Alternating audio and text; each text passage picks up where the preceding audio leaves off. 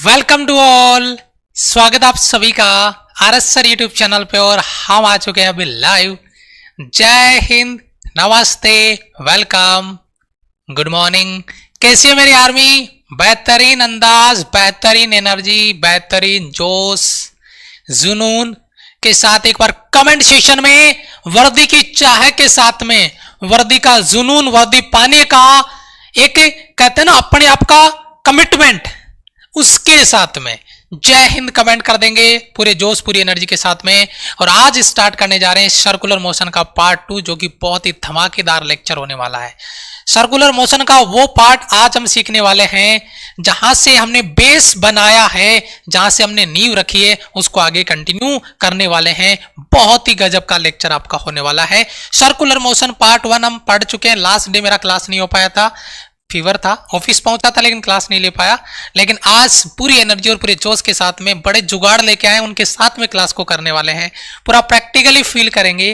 जरा ध्यान दीजिए, सर्कुलर मोशन की अगर अपन यहाँ पे बात करते हैं, सर्कुलर मोशन का ये सेकंड पार्ट होगा। 10 बज चुके हैं, यानी कॉन्सेप्ट की क्लास होगी। YouTube पे हमारी कॉन्सेप्ट क्लास होती है और जो प्रैक्टिस क्लास हो रही है बेटा, वो हो रही है आपकी 12 बजे। और 12 बजे की जो प्रैक्टिस क्लास है उसमें आज का धमाका तुम खुद देख लो क्या होने वाला है।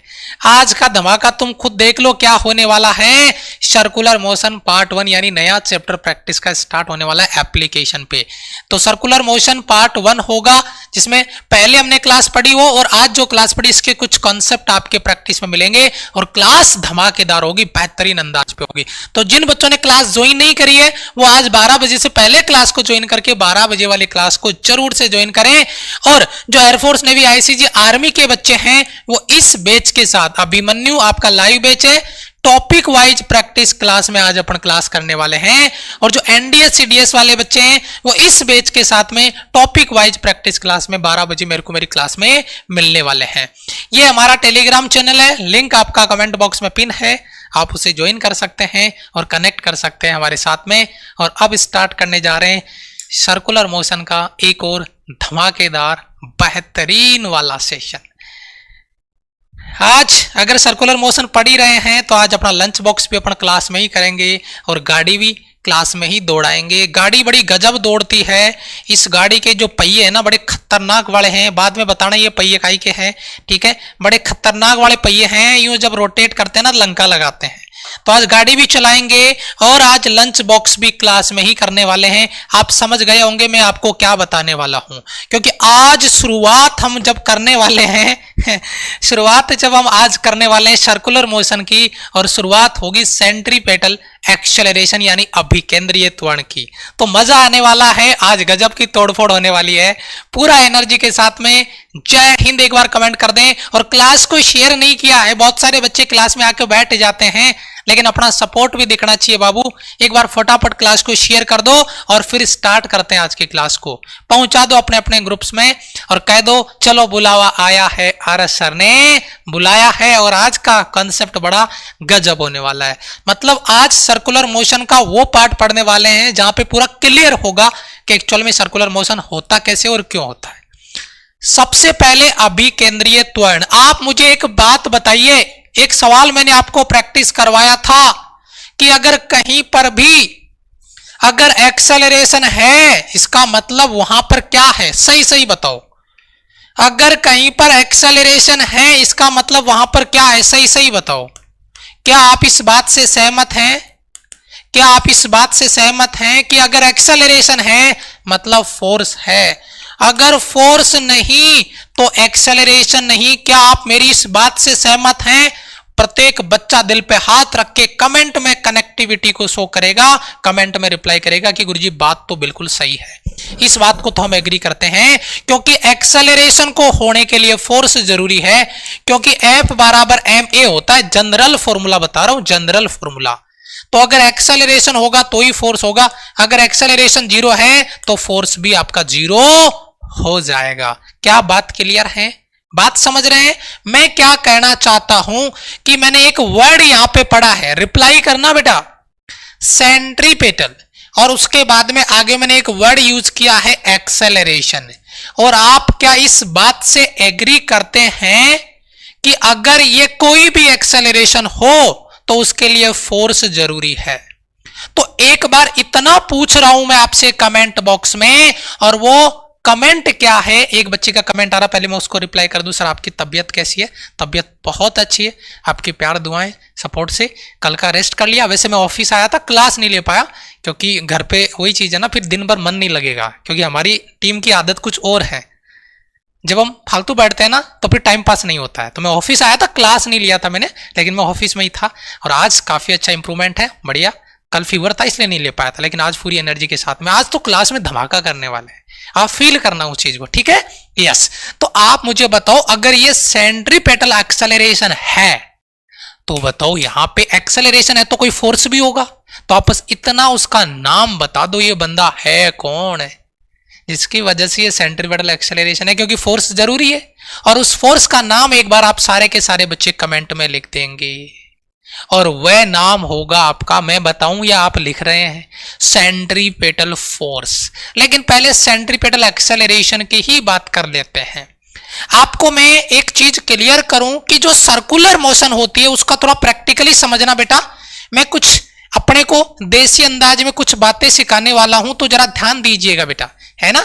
एक्सेलरेशन के कुछ घरेलू नुस्खे आपको बता रहा हूं, उनको समझना, क्योंकि मैं अगर पूरी कहानी आपको एक स्लाइड में बता के आगे चलूंगा ना तो चुटकी बजा के चीजें क्लियर कर लोगे।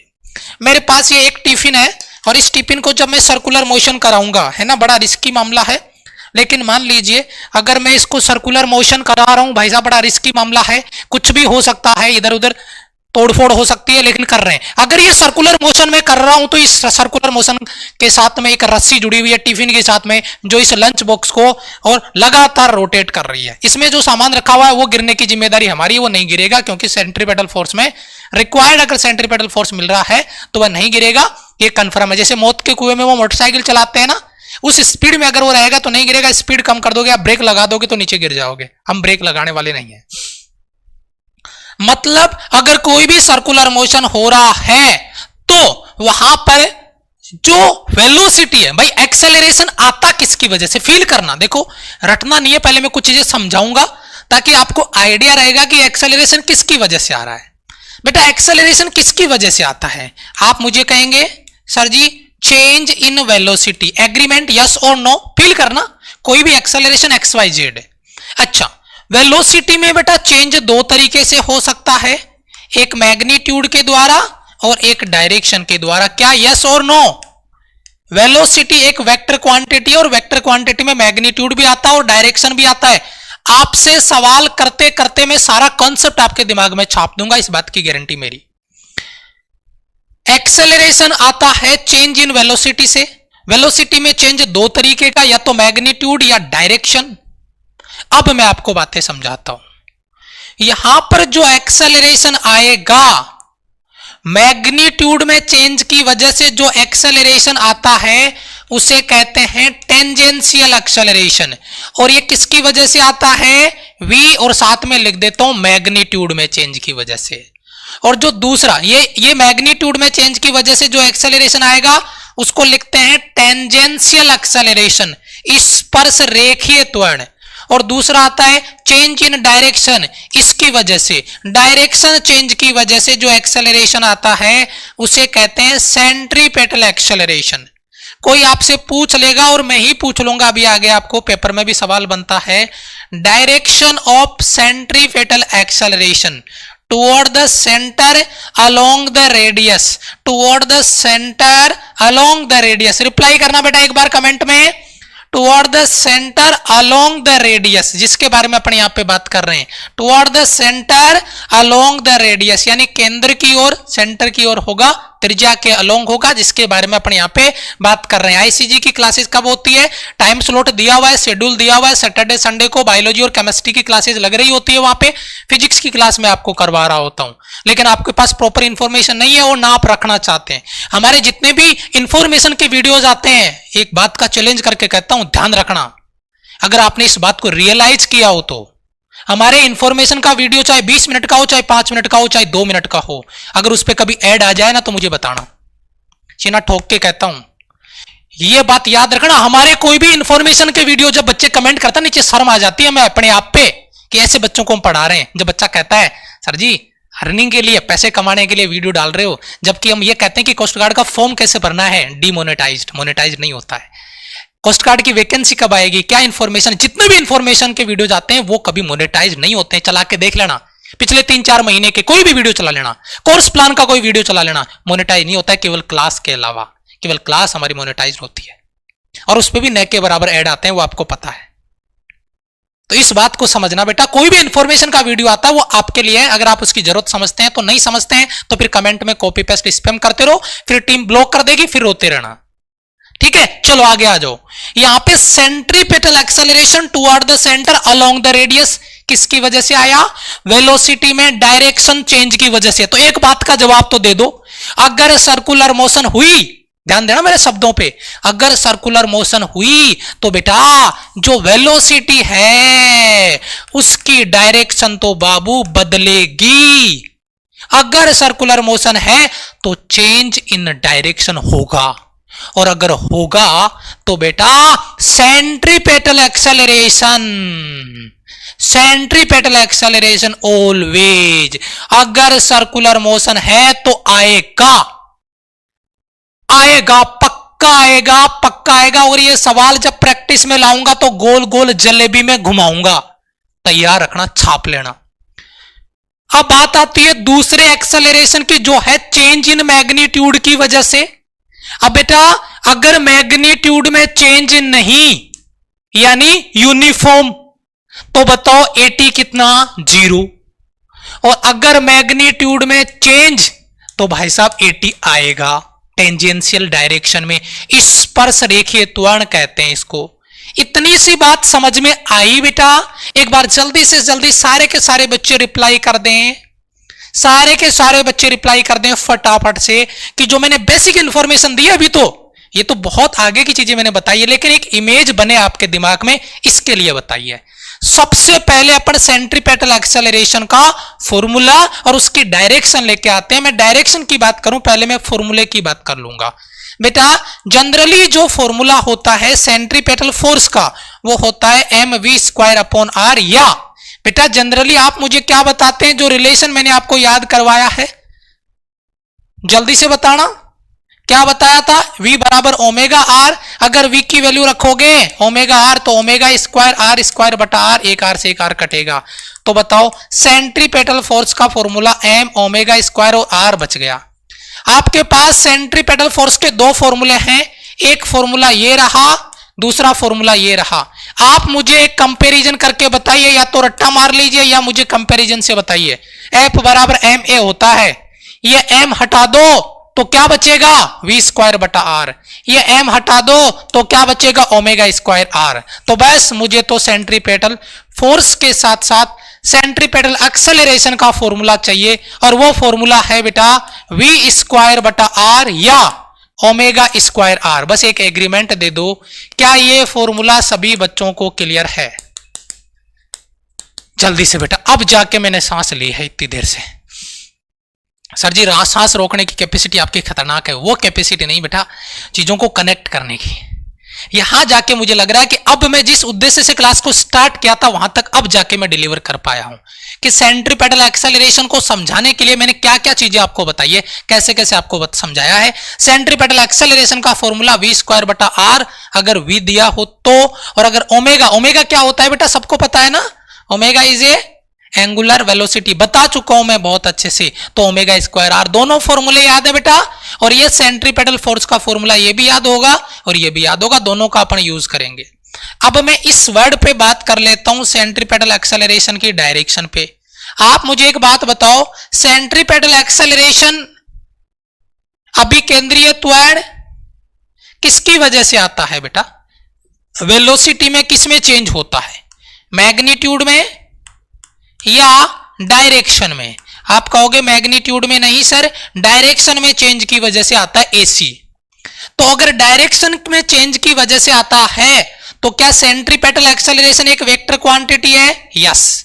अगर वेक्टर क्वांटिटी है तो इसका कोई ना कोई डायरेक्शन होगा, डायरेक्शन उधर होता है एक्सेलरेशन का, मेरी बात को गौर से सुनना, एक्सेलरेशन का डायरेक्शन उधर होता है जिधर फोर्स का डायरेक्शन होता है। मेरी बात को ध्यान में रखना बेटा, बहुत तगड़ा सवाल बनाऊंगा, कभी भी एक्सेलरेशन का वही डायरेक्शन होता है जो फोर्स का होता है, और जो सेंट्रीपेटल फोर्स होता है उसका direction toward the centre along the radius, toward the centre along the radius.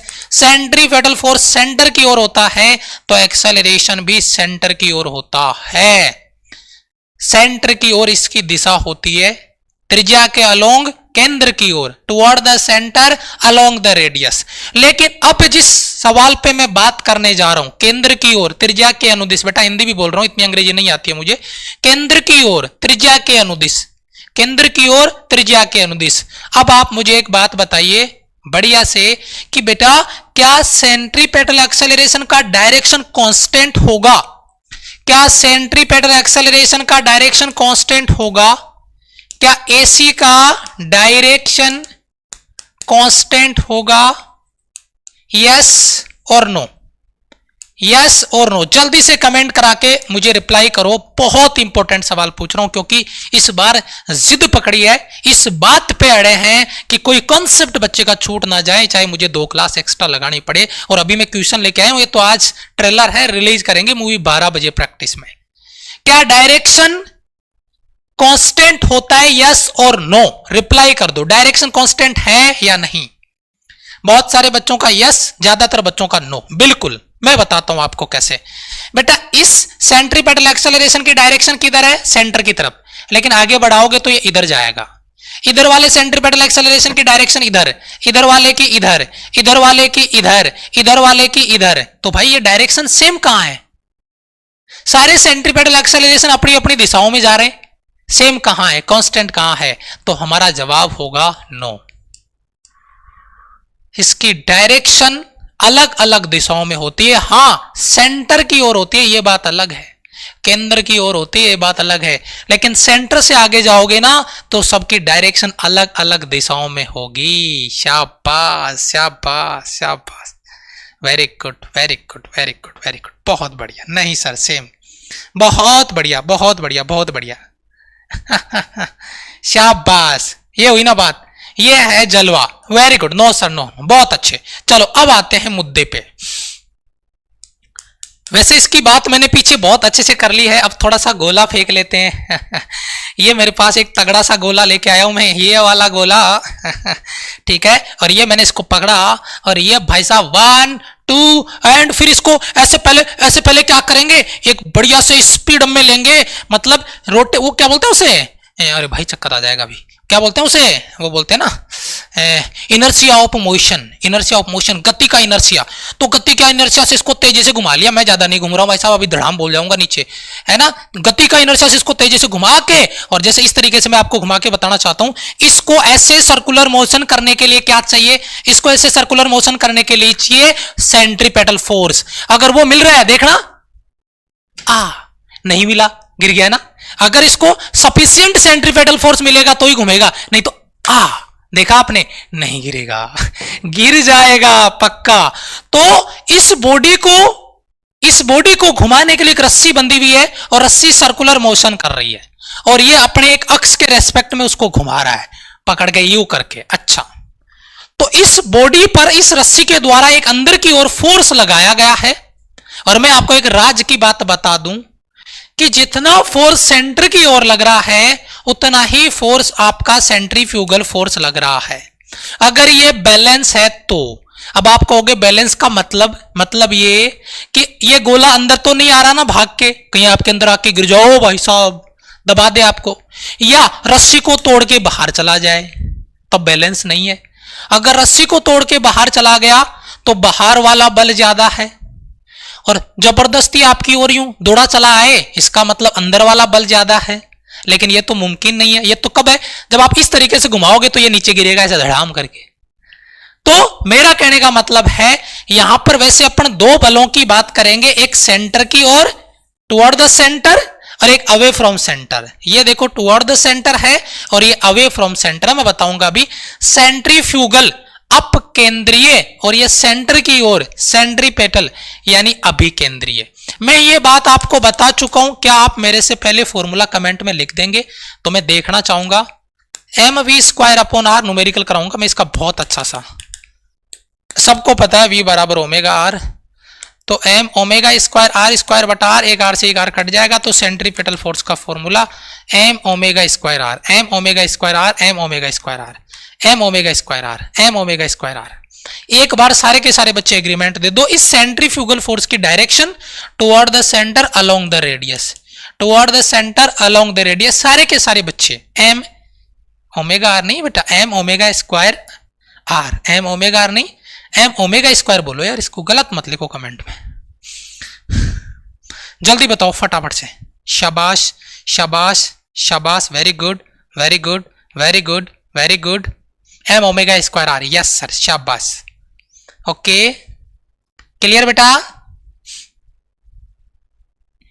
Sir मुझे एप्लीकेशन पे वीडियो नहीं मिल रहा बेटा, हेल्पलाइन नंबर पे कॉल करो।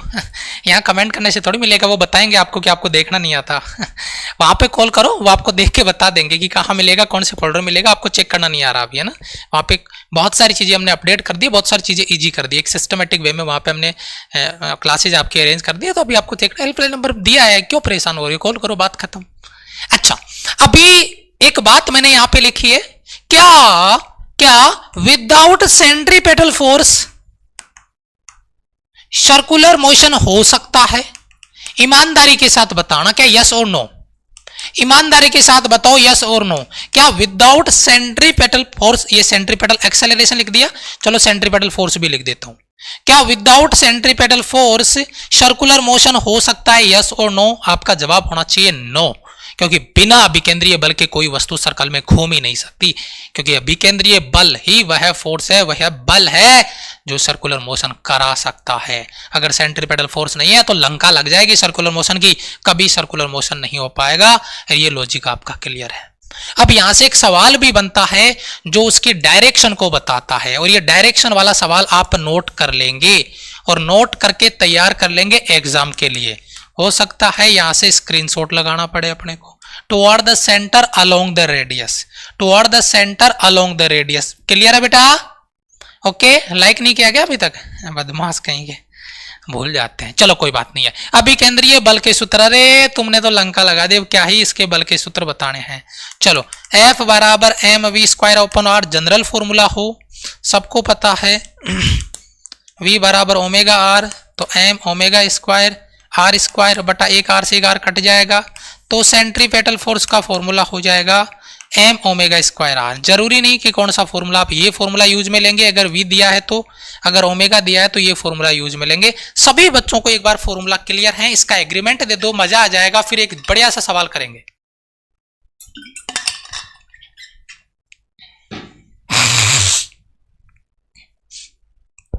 एक दिन के बाद, फीवर के बाद में आ रहा हूं क्लास लेने, कोई एनर्जी में कमी तो नजर नहीं आ रही है? अगर हो तो बता देना बेटा।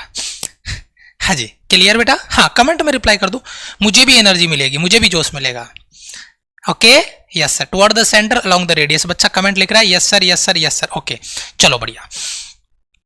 अभिकेंद्रीय बल की कुछ स्थितियां हैं, ये चीज मैंने इस बार आपके लिए स्पेशली ऐड करी है, और इसका एक लॉजिक था, इसका पीछे का एक रीजन था। एक जनरल सवाल बनता है जिसमें बच्चे को एक बार हम बता देंगे तो वो याद रहेगा, डायरेक्ट बच्चे के सामने सवाल आ गया तो दिक्कत हो जाएगी, और ये सवाल आईसीजी में, नेवी में आपका ज्यादा बनता है।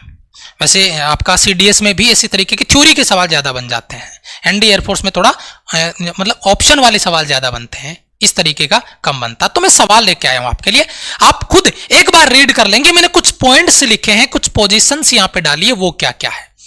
डोरी से केस एक पिंड को क्षैतिज वृत्त में घुमाया जा रहा है। बेटा, एक पिंड को रस्सी से बांध के एक सर्कल में घुमाया जा रहा है, तो बताओ सेंट्रीपेटल फोर्स कहां से मिला उस पिंड को, उस बॉडी को? कोई पूछेगा, यही पूछेगा कि अगर किसी बॉडी को, जैसे मैं स्टीफन को घुमा रहा हूं बेटा, तो इसको सेंट्रीपेटल फोर्स कहां से मिल रहा है? तो आपका जवाब होगा सर इस रस्सी से मिलेगा। ये जो लंच बॉक्स है, जब इसको मैं सर्कुलर मोशन आपका करवाने के लिए लेके जा रहा हूं, तो इस स्ट्रिंग, इस रस्सी में जो तनाव होगा, रस्सी में जो टेंशन होगा, ये जो रस्सी में टेंशन होगा वही आपका सेंट्रीपेटल फोर्स होगा। क्या आप मेरी बात से सहमत हैं? पहले सवाल से क्या आप मेरी इस बात से सहमत हैं बेटा? ओके, क्या आप मेरी इस बात से सहमत है? सर एक बच्चा कह रहा है सर एक ओमेगा स्क्वायर वाला फॉर्मूला और बता दूं। हाँ, ये सवाल है बच्चे का, अच्छा डाउट है, वो भी बता देता हूं मैं, यहां पे जगह है, यहां पे बता देता हूं। बेटा, ओमेगा बराबर क्या होता है? 2 पाई बटा टी। बच्चे का कहने का मतलब ये था कि सर ओमेगा में ये वैल्यू पुट करके भी आप हमारे को बता दो। एम, बेटा ओमेगा का वैल्यू 2 पाई बटा टी, तो ये हो गया 4 पाई स्क्वायर और ये आपका आर और बटा आपका टी स्क्वायर।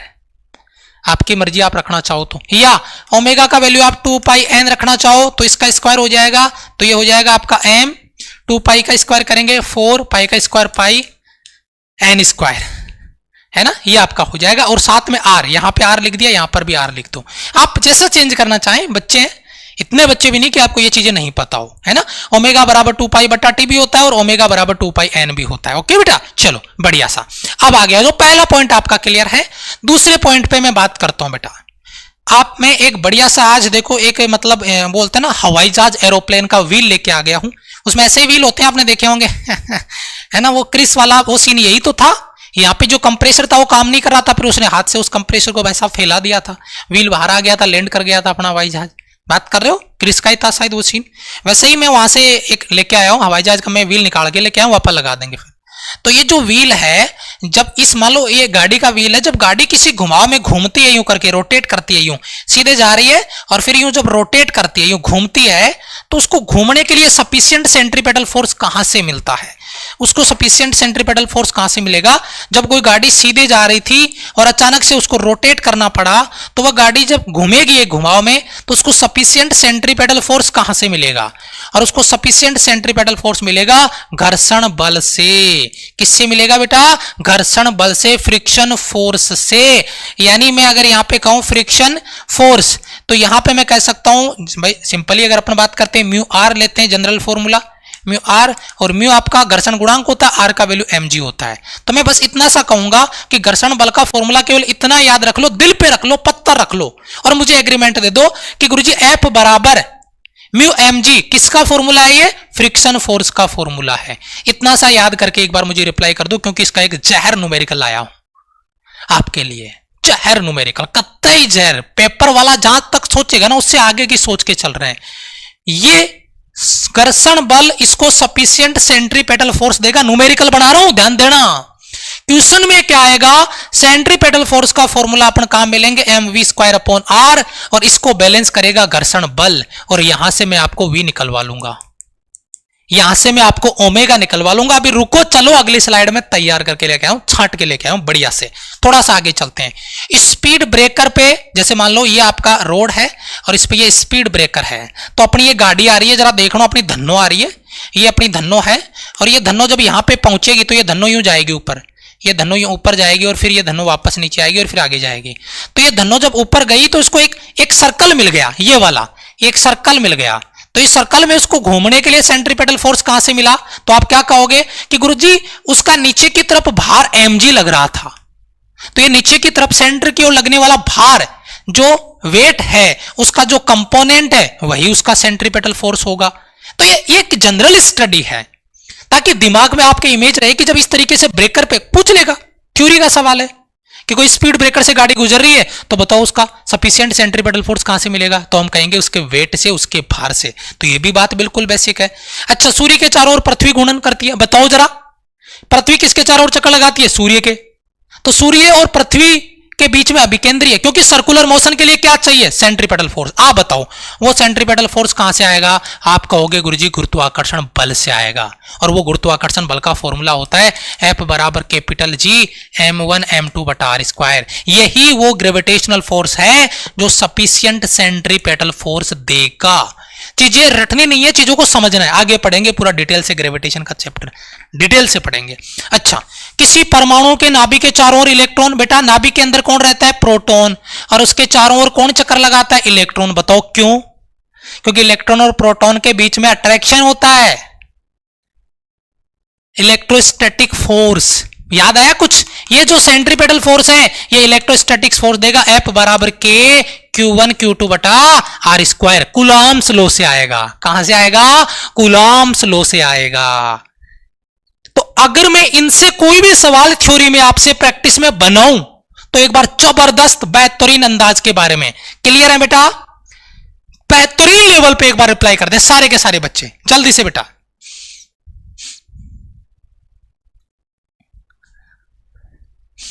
सर बहुत बच्चों की सिलेक्शन कराए हैं, मुझे कुछ बताएं, मेरा लास्ट अटेम्प्ट। बस मेहनत जो हम कराएं, कंटेंट जो हम दें, सिलेक्शन जो आपको चाहे, लेकिन जो बता दिया वो दिमाग में छपना चाहिए, ये वादा आपको करना है। जल्दी से बताओ फटाफट से, बस छोटे से शब्दों में बात करता हूं, बाकी लंबी चौड़ी बात करने का टाइम मेरे को क्लास में नहीं होता है बेटा। ये सवाल अगर मैं बनाऊंगा तो आप मुझे क्लियर कर देंगे, कोई भी क्वेश्चन बनाया तो उसका डाउट प्रैक्टिस क्लास में आप फोड़ के पोल के साथ में 12 बजे की क्लास में देंगे, प्रैक्टिस करेंगे आप। अभी केंद्रीय बल के बाद में एक वर्ड मैंने यूज किया है, जरा गौर से इस लाइन को पढ़ लो, जरा गौर से इस लाइन को पढ़ लो, सेंट्रीफ्यूगल फोर्स। एक बल होता है, जब ये गाड़ी ऐसे चक्कर में घूम रही थी तो इसको सेंटर की तरफ खींचने वाला बल सेंट्रीपेटल फोर्स है, और ये गाड़ी अगर किसी घुमाव में घूम नहीं पाए तो इसको बाहर की ओर खींचने वाला सेंट्रीफ्यूगल फोर्स आपका बन जाएगा, जिसके रिगार्डिंग में इसको एफ से कर दिया तो इसको एफ से ही कर देता हूं, फ्यूगल कर देता हूं, सेंट्रीफ्यूगल फोर्स, बाहर की ओर खींचने वाला बल। ये आपका अपकेंद्रीय बल है। अपकेंद्रीय बल वस्तु को सर्कल में घूमने से बाहर की ओर खींचता है। आपने देखा कभी, कहां बताऊं, घुमाव में अगर कोई गाड़ी घूमती है तो आपको बाहर की ओर कोई बल लगता है ना, ऐसा लगता है कि जैसे कोई बाहर खींच रहा हो। और आप अगर यूं खड़े होके यूं चिक चैट कर रहे हो व्हाट्सएप पे, फेसबुक पे, तो हो सकता है आप साइड वाली सीट के ऊपर गिर जाओ, और कोई नन्ना मुन्ना बच्चा बैठा हो, भाई साहब दबा दो उसको और जूते पड़ जाए फिर आपके, है ना। बात समझ रहे हो? मेरा कहने का मतलब यह है कि सफिशिएंट सेंट्रीपेटल फोर्स अगर आपको नहीं मिला तो आपको तो गिरना ही है वैसे भी तो इसलिए पकड़ के खड़े हो हैंडल को, और उसके बाद में आराम से जब गाड़ी इधर उधर घूमे तो झूले झूल लो उस पे, और बस बैलेंस करके रखो अपने आप को। तो सेंट्रीफ्यूगल फोर्स, मेरा सवाल आपसे, अब बच्चे कंफ्यूज होंगे इसमें जब मैं प्रैक्टिस लेके आऊंगा, और बच्चे कहेंगे सर ये क्या हो गया, तो पहले क्लियर कर दूं मैं आपको, पहले क्लियर कर दूं जिसके बारे में अपन यहां पे बात कर रहे हैं, पहले से पॉइंट क्लियर कर रहा हूं, और वो पॉइंट क्या है उसके लिए आप मुझे एक चीज क्लियर करके देंगे। क्या सेंट्रीपेटल फोर्स ही सेंट्रीफ्यूगल है? क्योंकि सेंट्रीफ्यूगल नाम का तो कोई फोर्स होता ही नहीं है, हैं जी? सेंट्रीफ्यूगल नाम का तो कोई फोर्स होता ही नहीं है। आप कहोगे सर कैसे, मैं बताता हूं। मान लो सेंट्रीफ्यूगल फोर्स लगेगा कब, जब सेंट्रीपेटल लगेगा। जैसे ये टिफिन यहां रखा है, क्या इसमें सेंट्रीपेटल फोर्स लग रहा है? नहीं। अच्छा अब बताता हूं, अब बताना जरा, 1 2 3, यस सेंट्रीपेटल फोर्स लग रहा है, यस और नो, यस और नो, सेंट्रीपेटल फोर्स लग रहा है। तो इस पे बाहर की तरफ ये जब घूम रहा है तो इसकी सभी डायरेक्शन में, आउटवर्ड डायरेक्शन में, अवे फ्रॉम सेंटर एक फोर्स लग रहा है जिसे हम सेंट्रीफ्यूगल फोर्स कह रहे हैं। तो सेंट्रीफ्यूगल फोर्स कब लगा? जब सर्कुलर मोशन हुआ। अगर सर्कुलर मोशन नहीं हुआ तो सेंट्रीफ्यूगल फोर्स की भी तो लंका लग जाएगी। तो मैं कहना क्या चाहता हूं, जरा इस लाइन को पढ़ो, एक बहुत इंपॉर्टेंट मैसेज मैंने इसमें डाला है और आप मुझे उसको एग्रीमेंट में देंगे। मैसेज क्या है कि ये इस जड़त्वीय बल को ही अपकेंद्रीय बल कहा जाता है। सेंट्रीफ्यूगल फोर्स, ये जो इनर्शियल फोर्स है गति बनाए रखने के लिए, उसे सेंट्रीफ्यूगल फोर्स कहते हैं। ध्यान देना, अपकेंद्रीय बल, आहा आहा, अरे रे रे रे रे रे रे, गुरुजी गुरुजी गुरुजी, रुको रुको रुको रुको, छाप लो, दिमाग में स्कैन करने दो। ये आपका आभासी बल है, फिक्सिशियस फोर्स है, यानी एक्चुअल में एग्जिस्ट नहीं करता है, ये सेंट्रीफ्यूगल फोर्स कर रहा है। ये तो उसी का बरोबर बैलेंस करने वाला फोर्स है। अगर वो है तो ये है, वो नहीं तो ये भी नहीं, यानी उसके बिना इसका कोई वजूद नहीं है, उसके बिना ये एक्सेस नहीं करता। ये केवल और केवल, ध्यान दो इस लाइन को, घूर्णन निर्देश के लिए, रोटेटिंग फ्रेम ऑफ रेफरेंस के लिए ही अस्तित्व में रहता है। अगर रोटेशन नहीं तो इसकी तो लंका लग जाएगी। इस लाइन का मतलब यह है, अगर रोटेशनल फ्रेम ऑफ रेफरेंस है, अगर घूर्णन गति हो रही है तब तो आएगा, नहीं तो ये दिखेगा ही नहीं, इसका कोई मतलब ही नहीं है। तो ये काल्पनिक है, आभासी है। जो सेंट्रीफ्यूगल फोर्स है वो सेंट्रीपेटल फोर्स के जस्ट अपोजिट। मैं आपको एक फिगर देता हूं बाबू, मैंने ये आपको एक फिगर दिया है, ये आपका बेटा सेंटर की तरफ लग रहा है सेंट्रीपेटल फोर्स है, और सेंटर की बाहर और लग रहा है सेंट्रीफ्यूगल फोर्स। अगर सेंट्रीपेटल फोर्स ज्यादा होगा तो अंदर खींच लेगा, सेंट्रीफ्यूगल फोर्स ज्यादा हुआ तो बाहर खींच लेगा। बैलेंस है तो दोनों सर्कुलर मोशन करेंगे। लेकिन अगर ये ज्यादा हुआ तो रस्सी टूट जाएगी और गोला। अच्छा बेटा एक चीज और मैं तो बताना ही भूल गया, एक चीज और बताओ बताओ बताओ बताओ, अगर मैं इस रस्सी को यहां से तोड़ देता हूं तो ये बॉडी इधर जाएगा सही से बताना, या फिर ये इसके टेंजेंशियल डायरेक्शन में जाएगा? ईमानदारी से बताना, ये बहुत तगड़ा सवाल है पेपर का यार। मैं प्रैक्टिस में लाऊंगा तो मैं चाहता हूं कि तुम बहुत अच्छा पोल करो उस पर, इसलिए पूछ रहा हूं। बहुत बढ़िया पोल आया आपका, जल्दी से बहुत बढ़िया पोल उस पर देखने को मिले, तब मजा आए उस पर। ठीक है। साइकिल रिंग वाला, अरे नहीं नहीं, साइकिल रिंग का एग्जांपल अभी आगे देंगे, साइकिल रिंग का एग्जांपल आगे देंगे। वो बैंड करने वाला ना, वो कुछ स्टंट वाज बच्चे नहीं होते, यूं भाई साहब घुमा मोटरसाइकिल को साइकिल में घुमाते हैं, है ना, टेढ़ा करके, वो बैंक एंगल का है, वो आगे पढ़ेंगे हम, ठीक है। इसके लिए बताओ बेटा, ये सीधा आउटवर्ड डायरेक्शन में जाएगा अवे फ्रॉम सेंटर, या टेंजेंशियल में जाएगा, स्पर्श रेखीय में जाएगा, टेंजेंशियल में जाएगा। ये बहुत इंपॉर्टेंट है, ये टेंजेंशियल डायरेक्शन में जाएगा, टेंजेंशियल डायरेक्शन में जाएगा, इस दिशा में जाएगा, due to motion of inertia, जड़त्व दिशा का जड़त्व, इनर्शिया डायरेक्शन का जड़त्व, उसके कारण सीधा स्पर्श रेखीय दिशा में चला जाएगा। Tangential tangential tangential, okay okay, अब समझ में आ गया बच्चे को, बढ़िया से बढ़िया से। एक सवाल लेके आया हूं, और इसे और एक चीज और बोलना चाहूंगा, जो बच्चे ये सोच के प्रैक्टिस क्लास नहीं करते, या प्रैक्टिस ज्वाइन नहीं करते, या प्रैक्टिस में नहीं आते एप्लीकेशन पे, उन बच्चों को एक सवाल बोलना चाहूंगा, एक मैसेज देना चाहूंगा छोटा सा। वो मैसेज केवल इतना सा है कि हो सकता है आपको लगे कि मैं कॉन्सेप्ट पढ़ने के बाद खुद प्रैक्टिस कर लूंगा, लेकिन जिस लेवल पे पेपर आ रहे हैं उस लेवल का कंटेंट आपको कहीं नहीं मिलेगा, अपडेट हो गई ये चीजें। जरा इस सवाल का ट्रेलर देख लो, और ये मूवी रिलीज होगी 12 बजे। मतलब मैं बार बार आपको कह रहा हूं कि कंटेंट अपडेट करना पड़ेगा, क्वेश्चंस का लेवल बढ़ाना पड़ेगा, और मैं यहां पे उसी का एक नजारा आपके सामने रख रहा हूं, और कंटेंट पे बहुत मेहनत कर रहे हैं यहां पर, ठीक है। यस सर, जल्दी से बेटा, जल्दी से फटाफट से ये सवाल देख लो और पढ़ो, और इसका जवाब दो फटाफट। एक बेहतरीन सवाल है, 4 सवाल सुपर लेवल का। इस तरीके के सवाल आएंगे, फिर बच्चे कमेंट बाद में क्या कहेंगे एग्जाम के बाद में, गुरुजी ऐसा सवाल था कभी पढ़ा ही नहीं। अरे भाई अभी पढ़ ले, ऐसा ही आएगा, हर लेवल का सवाल।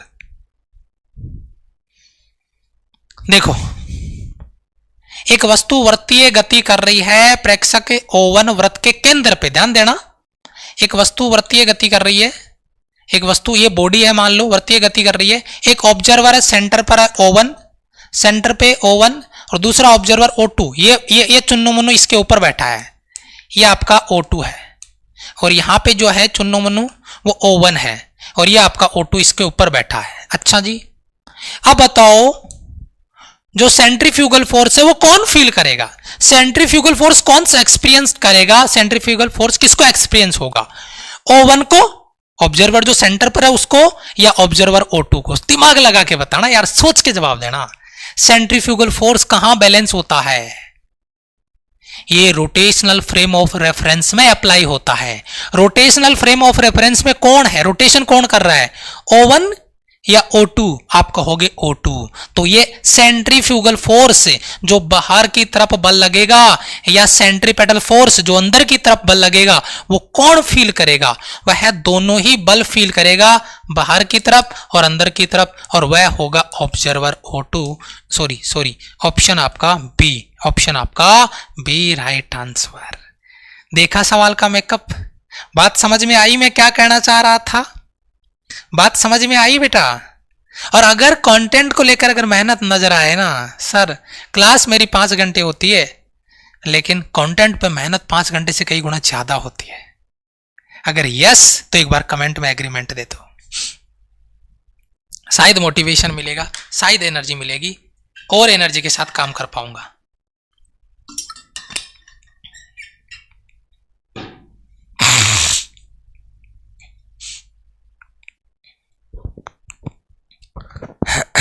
Yes sir, super super, thank you बेटा, थैंक यू इस तरीके से मोटिवेट मुझे करने के लिए और जोश में भरने के लिए। अच्छा, एक बहुत बढ़िया सवाल और एग्जाम का मोस्ट रिपीटेटिव क्वेश्चन बेटा, work done by centripetal force. सबसे पहले मुझे एक सवाल का जवाब दीजिए, वर्क डन का फॉर्मूला आप कितने बच्चों को याद है, W वेक्टर बराबर F vector dot S vector, W बराबर डॉट हटाएंगे तो cos थीटा लगाएंगे। क्या ये बात सभी बच्चों को पता है?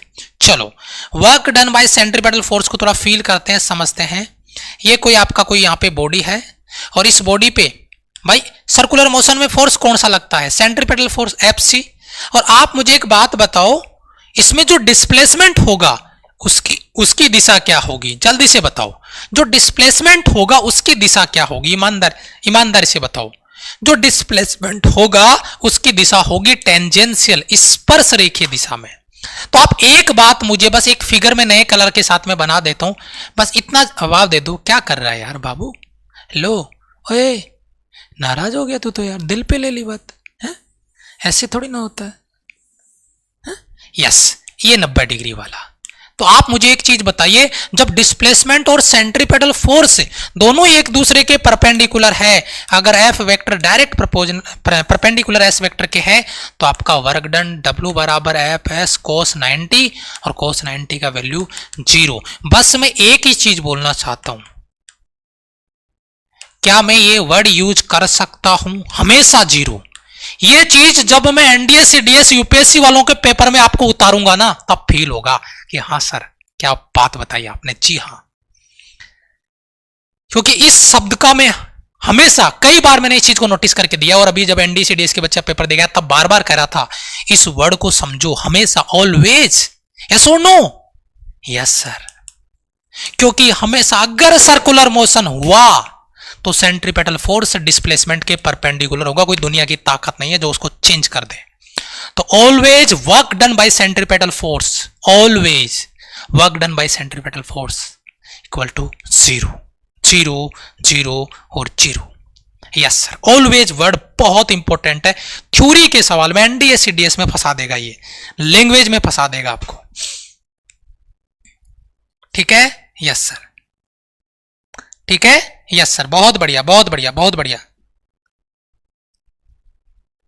ओके, यस सर, शाबाश शाबाश। चलो आगे बढ़ते हैं। यस, कुछ एग्जाम्पल मैंने डाले हैं, ये नई चीजें मैंने इंप्लीमेंट करी है बेटा, नई चीजें इंप्लीमेंट करी है। इस एग्जाम्पल से केवल एक छोटा सा मतलब समझाऊंगा। आप मुझे इतना सा बात बता दो, इतना सा बात बता दो, क्या पृथ्वी सूर्य के चारों ओर चक्कर लगाती है? यस और नो? इस कॉन्सेप्ट को लिंक करता हूं, एक गर्दा लेवल का कॉन्सेप्ट फील कराता हूं। क्या पृथ्वी सूर्य के चारों ओर चक्कर लगाती है? यस और नो? Yes sir. क्या पृथ्वी को सूर्य के चारों ओर चक्कर लगाने के लिए अतिरिक्त ऊर्जा चाहिए? ऊर्जा खर्च होती है क्या? अरे पूंछ पे आग लगी होती है जहां से पेट्रोल फूक रहा हो, धुआं निकल रही हो? नहीं, क्योंकि work done by centripetal force 0 है। जब कोई काम ही नहीं हो रहा तो ऊर्जा क्यों चाहिए रे भाई? आपको पता है जब हमने चांद पे आपका जो रोवर भेजा था, वैसे मान लो वो स्मूथ लैंडिंग नहीं कर पाया, लेकिन उसको शायद 52 या 49 डेज लगे थे। उसका रीजन यही था, कम से कम खर्च में अपने उसको वहां तक भेजा था, क्योंकि हम उसको ऑर्बिट से घुमा रहे थे। हम उसको एक एक, आपने मिशन मंगलयान, शायद अगर आपने मूवी देखी हो अक्षय कुमार की, है ना, मैंने बहुत अच्छे से गौर से देखी उसको, तो आपने नोटिस किया होगा कि अपने पास इतना फ्यूल नहीं है, क्या करेंगे? तो बोला एक काम कराओ, उसको सर्कल में घुमाओ और फिर इंजन को तेजी से एकदम से ऑन करो। जब सर्कल में घूमेगा तो ऊर्जा नहीं चाहिए, चलता रहेगा चलता रहेगा, और फिर एकदम से उसको गर्म कर लो और फिर वो कक्षा चेंज कर देगा, फिर यहां आ जाएगा। फिर इंजन को ऑन करो, फिर ऊर्जा लेके फिर यहां आ जाएगा, और ये घूमते घूमते कहां पहुंच जाएगा? वो चांद के पास पहुंच जाएगा, है ना? यस। तो इस कॉन्सेप्ट को, मेरा कहने का मतलब क्या है? मेरा कहने का मतलब यह है, इस लाइन में मैंने टॉप लेवल के कंटेंट को डिलीवर कर दिया है। आप समझना मेरी बात को, क्या कि जब एक इलेक्ट्रॉन हाइड्रोजन परमाणु के एक निश्चित कक्षा में चक्कर लगाता है, किसके? ऑर्बिट के चारों ओर, न्यूक्लियस में, न्यूक्लियस के चारों ओर ऑर्बिट में चक्कर लगाता है, तो यह ना तो एनर्जी लेता है, ध्यान रखना, एटॉमिक फिजिक्स पढ़ाऊंगा लेकिन यहां पढ़ा रहा हूं एटॉमिक फिजिक्स, इसका रीजन समझना, ना एनर्जी को ऑब्जर्व करता है और ना एनर्जी को रिलीज करता है। मतलब ये कि एनर्जी कंजर्व्ड है। एनर्जी क्या है? कंजर्व्ड है। एनर्जी कंजर्व्ड है, एनर्जी कांस्टेंट है, एनर्जी सुरक्षित है, ना क्रिएट कर सकते ना डिस्ट्रॉय कर सकते, और यहां पर तो बिल्कुल भी नहीं। तो अब मैं अगला एग्जांपल आपके सामने पेश करना चाहता हूं। जब कोई सैटेलाइट, जब कोई उपग्रह, जैसे पृथ्वी के चारों ओर, जैसे चंद्रमा पृथ्वी के चारों ओर चक्कर लगा रहा अपनी कक्षा में, तो यह निश्चित वेग से घूमता रहता है। इसकी वर्तीय कक्षा के लिए, सर्कल में घूमने के लिए क्या नहीं चाहिए? अब आपको मिशन मंगलयान वाला कॉन्सेप्ट समझ में आ गया होगा। अलग से कोई फ्यूल नहीं चाहिए, अलग से कोई एनर्जी नहीं चाहिए। अगर उसी कक्षा में घूमना है तो अगर कक्षा चेंज करोगे तो भाई साहब इंजन को चालू करो। वो एग्जाम्पल पता है उसको, अक्षय कुमार को कहां से याद आया था? वो क्या बोलते हैं उसको, पूड़ी निकालने से। पूड़ी बनाते हैं ना, तेल को गर्म कर लिया, बढ़िया हॉट पूरी डाली, पूरी बनती जा रही है बनती जा रही है, फिर अपने गैस को बंद कर दिया, फिर जब काफी देर तक पूड़ी निकाली, फिर वो तेल ठंडा हुआ, फिर से उसको ऑन कर लिया, तो गैस बचा ली। अपन गाड़ी चलाते हैं मोटरसाइकिल, गाड़ी को स्पीड में कर लिया 80 की स्पीड में, और भाई साहब गाड़ी को बंद कर लिया। अरे भाई करना मतलब, मैं बता रहा हूं एग्जांपल, काफी दूरी तक गाड़ी को क्लच फ्री कर दिया, चलती जा रही है चलती जा रही है चलती जा रही है, गियर नहीं है उसमें, फ्री, और फिर काफी दूर आगे जाने की वजह से, फ्रिक्शन की वजह से उसका वेग कम होगा, फिर से भाई साहब गाड़ी का इंजन स्टार्ट करके फिर स्टार्ट कर देंगे, पेट्रोल बचा लेंगे, है ये चीज है। लेकिन आपको ऐसा एक्सपेरिमेंट नहीं करना, आप गियर चेंज नहीं करो, गाड़ी को बंद कर दो, खटाक से गाड़ी में नुकसान हो जाए, फिर मुझे गालियां दोगे बदमाश कहेंगे, ऐसा नहीं करना है। तो ये सुपर लेवल का कॉन्सेप्ट है, सुपर लेवल के एग्जाम्पल थ्योरी में बनाए जा सकते हैं, इस तरीके के सवाल थ्योरी में बनाए जा सकते हैं। ठीक है बेटा, यस सर। एक सुपर लेवल का कॉन्सेप्ट और इससे एक न्यूमेरिकल लेके आया हूं, एक बेहतरीन वाला न्यूमेरिकल लेके आया हूं। बेटा इस फिगर को देखना, इस फिगर को थोड़ा समझने की कोशिश करना। बेटा ये कोई चाक है, चाक है कोई घूमने का, ऐसे गोल गोल घूमता है ये, और इस पे कोई बॉडी मैंने रखी है, इस पे कोई बॉडी मैंने रखी है, और इस बॉडी पे नीचे की तरफ इसका भार mg लग रहा है, ऊपर की तरफ नॉर्मल रिएक्शन फोर्स r लग रहा है। वैसे मैं आगे इसको लॉ ऑफ मोशन में पढ़ाऊंगा, लेकिन हल्का सा इशारा दे देता हूं, तुम दिल पे मत लेना। जब ये बाबू इसको चाक को ऐसे तेजी से अपन घुमाएंगे, छक छक छक छक छक छक, तो ये जो बॉडी इस पे रखी हुई है, क्या ये बॉडी बाहर स्लिप हो सकती है? चांस बनता है। अगर आप एक लिमिट से ज्यादा वेग से इसको घुमा दोगे तो बाहर निकल जाएगी ना, सफिशिएंट सेंट्रीफ्यूगल फोर्स नहीं मिलेगा तो ये क्या इधर जाएगी। लेकिन इधर जाने से पहले इसको यहां बैलेंस रखने के लिए क्या चाहिए? Centripetal force. लेकिन ये जो बॉडी इस चाक पे रखी हुई है, इसको सफिशिएंट सेंट्रीपेटल फोर्स वहां रुके रहने के लिए मिलेगा कहां से? सोचो एक बार, सोचो एक बार। अगर कुछ याद आ रहा हो तो, अगर कुछ याद आ रहा हो तो मैं याद दिला दूं आपको, अगर कुछ याद आ रहा हो तो मैं याद दिला दूं आपको, आपको नहीं आ रहा होगा मैं याद दिला देता हूं, क्योंकि तुम बदमाश हो, मेरी बातें सुनते नहीं हो, मानते नहीं हो, और फिर मुझे ही कहते हो।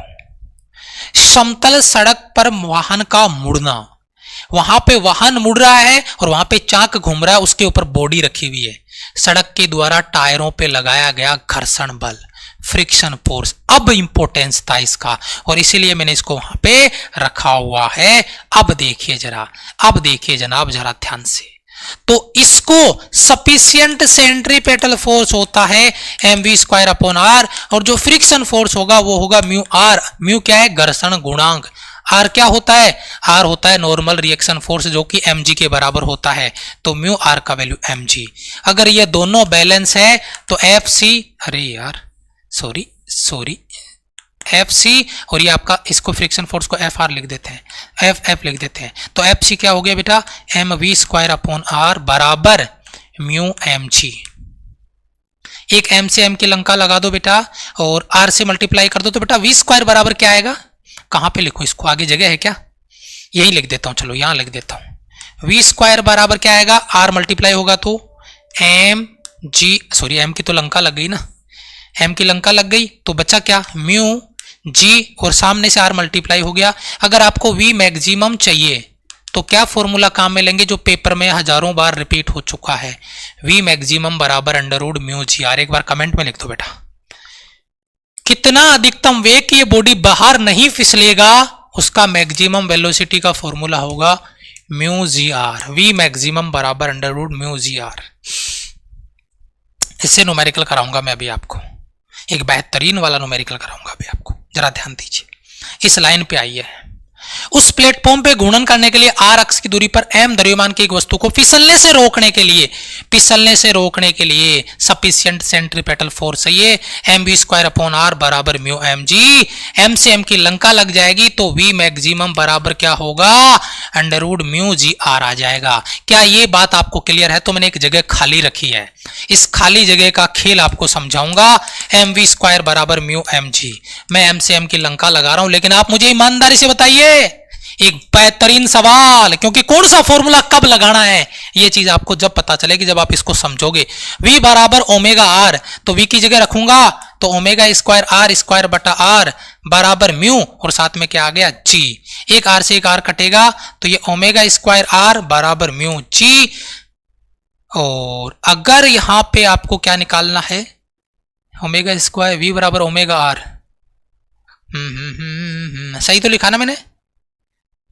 अगर मुझे यहां से ओमेगा निकालना हो तो हाँ उधर ले जाओ, ओमेगा स्क्वायर बराबर म्यू जी बटा आर, और अगर मुझे ओमेगा निकालना हो तो ओमेगा बराबर अंडर रूट म्यू जी बटा आर।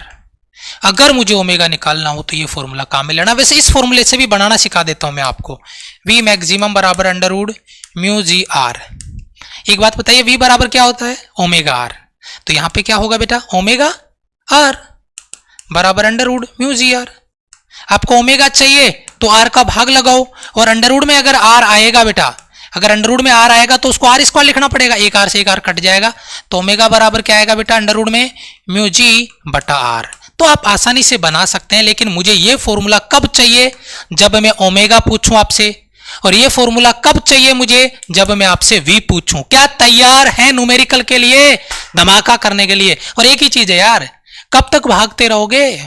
कब तक अच्छे लेवल के कॉन्सेप्ट से भागते रहोगे? कब तक न्यूमेरिकल से भागते रहोगे? आना तो पड़ेगा मैदान में, आज नहीं तो एग्जाम वाले दिन। उस दिन एक पेपर फोड़ रहा होगा, एक केवल और केवल सोच रहा होगा काश पढ़ लिया होता, क्योंकि 50% तक आपके न्यूमेरिकल आने लग गए पेपर में। काश पढ़ लिया होता। एक सवाल आपकी स्क्रीन पर है, डिट्टो सवाल आपके पेपर में छपते हैं न्यूमेरिकल में, और वो सवाल क्या है? वह अधिकतम चाल आपसे पूछ लिया, वी मैक्सिमम आपसे पूछ लिया। जल्दी से जल्दी कमेंट करो। तो under root mu g r आपको यहां पे दिया हुआ है। वी मैक्सिमम बराबर अंडर रूट म्यू का वैल्यू घर्षण गुणांक, फ्रिक्शन कोएफिशिएंट कितना आपको दिया गया है? वह 0.25। जी का वैल्यू मैं 10 ले रहा हूं। आर रेडियस कितना है? 40 मीटर। 10 दिया है इसने, रेडियस 40 मीटर है। 2 अंकों के बाद में पॉइंट है, 2 जीरो की लंका लगा रहा हूं। 25 चौका 100, 100 का अंडर रूट कितना आता है? 10। 10 मेरा आंसर होगा, जो कि डी ऑप्शन में है। मेरा मकसद इस न्यूमेरिकल से केवल आपको कॉन्सेप्ट से रूबरू करवाना था, केवल कॉन्सेप्ट से रूबरू करवाना था। और मुझे नहीं लगता कि किसी बच्चे को कोई डाउट है, किसी बच्चे को कोई दिक्कत है, किसी बच्चे को कोई समस्या है। बताइए, क्लियर बेटा? Okay, yes sir. चलो आगे बढ़ते हैं फिर। 12 बजे की प्रैक्टिस क्लास, 12 बजे practice class, circular motion part 1 नया चैप्टर का प्रैक्टिस स्टार्ट करेंगे। तो जो बच्चे अभी भी अपने आप को प्रैक्टिस से आइसोलेट कर रहे हैं, अपने आप को समझ रहे हैं कि नहीं मेरा तो पढ़ा हुआ है, मेरे को क्या जरूरत है, ये मुझे आता है, ये मैं कर लूंगा, ऐसे कर लूंगा, वहां से कर लूंगा, यहां से कर लूंगा, सोच बदलो बेटा। प्रैक्टिस टीचर के साथ कनेक्ट करके एक शेड्यूल सिस्टम से करोगे तो ही हो पाएगी, प्रॉपर रिवीजन करोगे तो ही हो पाएगा। नहीं तो बेटा प्लानिंग बनाते रहोगे, एक दिन पेपर सामने होगा, कुछ नहीं होगा। प्रैक्टिस क्लास जिन बच्चों ने ज्वाइन नहीं करी है, 12 बजे प्रैक्टिस क्लास ज्वाइन करेंगे और क्लास में लाइव पहुंचेंगे। सेल्फ रिवीजन में डेली बेसिस पे जो क्लास में मैं प्रैक्टिस कराता हूं, उन क्वेश्चंस के शाम को 15 मिनट मॉक टेस्ट और 15 मिनट आपके कॉन्सेप्ट का रिवीजन। 15 मिनट कॉन्सेप्ट और 15 मिनट मॉक टेस्ट, 30 मिनट मुझे चाहिए डेली बेसिस पे सेल्फ रिवीजन, जिसका इंपॉर्टेंस शायद आपको भी समझ नहीं आ रहा। कुछ बच्चों को आ गया, कुछ को नहीं।